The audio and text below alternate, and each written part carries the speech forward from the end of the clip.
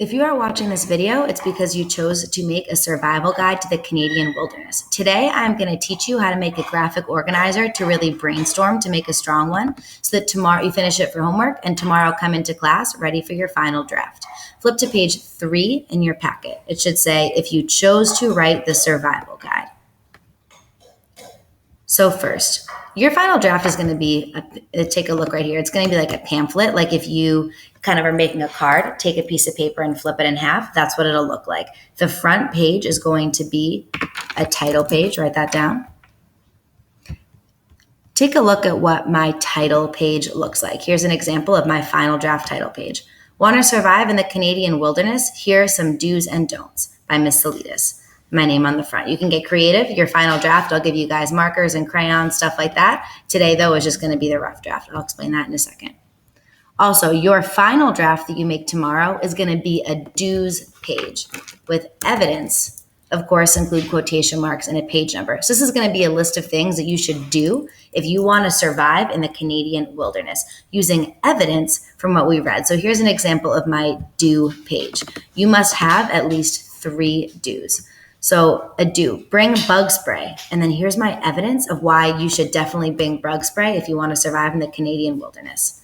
Thick swarming hordes of mosquitoes flocked to his body. They made a coat on his skin. Remember quotation marks and page 14. So don'ts is a page also with evidence. So I didn't make an example of one of those, but it's kind of going to be the same idea, but it'll say don't and then at least 3 things to not do. Again, here's my other 2 were remain positive and make a fire, or my other do's. And so you're going to have 2 do's and 2 don'ts. You will also have a letter to the traveler with final pieces of advice and encouragement. So take a look at, this is going to be on the back of your pamphlet. I wrote, Dear traveler, best of luck to you as you embark on your journey in Canada. It will be challenging, but just like the survival guide says, you must remain hopeful. If you believe that you can survive, then you will. Just like my friend Brian. A tornado destroys your shelter, rebuild it. A bear or a wolf comes by, ignore it. It doesn't want to harm you. Have fun. And, oh, you might want to bring a hatchet. It really came in handy for my friend Brian. Best wishes, Miss Salidas. So this is going to be written on the back. So the front will be a title page.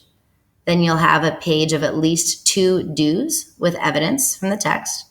And then a page of at least 2 don'ts with evidence. And then on the back, you will write a note to the traveler. Again, imagine someone is reading this because they're about to go and travel to the woods in Canada and try and survive. So you're going to give them tips to help them based off what we read. So technically, this is going to be an informational text, just like the one you did in writing block about something you're an expert on. This is an informational text. So you will also include text features wherever possible. So take a look. Mine, I'll be honest, isn't too strong. I did little pictures. That's a text feature.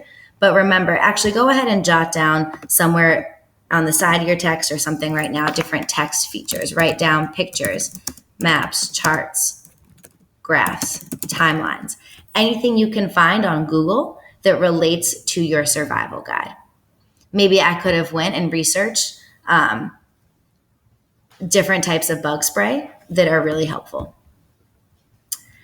Lastly, you will do this final draft in class tomorrow.